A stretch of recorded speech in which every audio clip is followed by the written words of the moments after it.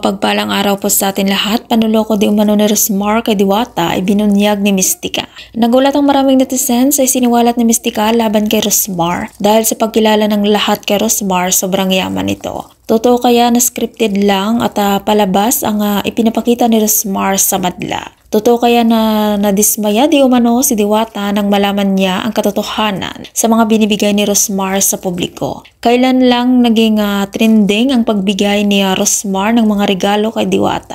Kaya mga netizens, napasa na all na lang brand new house and lot at 1 million pesos na kusang bigay ni Rosmar kay Diwata. At liban dyan, nakatanggap pa si Diwata ng tag 1 million pesos sa dalawang brand na collaboration ni Rosmar. At ano kaya ang panluloko ni Rosmar di umano kay Diwata na ibinulgar ni Mystica? Pahayag ni Mystica, maraming nagtatanong sa kanya kung saan na daw napunta ang 1 milyon at house in lot ni Diwata na bigay ni Rosmar. At talagang nag-search daw si Mystica at wala daw siyang nakita na nagpunta si Diwata sa bangko. Dahil dyan, pinagsabihan ni Mystica sina Rosmar at Diwata na tumigil na di umano sila sa panlilinlang nila sa mga tao.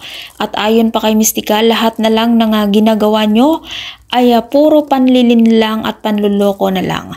Kung ikaw ang tatanungin, naniniwala ka ba kay Mystica na lahat daw ng ginagawa ni na Rosmar at Diwata panlilinlang at content lamang di umano ayon kay Mystica? At kung ikaw hindi pa nakasubscribe ng aking channel, mag-subscribe ka na sa aking channel, Ives K. Velasco. Maraming salamat at mapagpalang araw po sa ating lahat.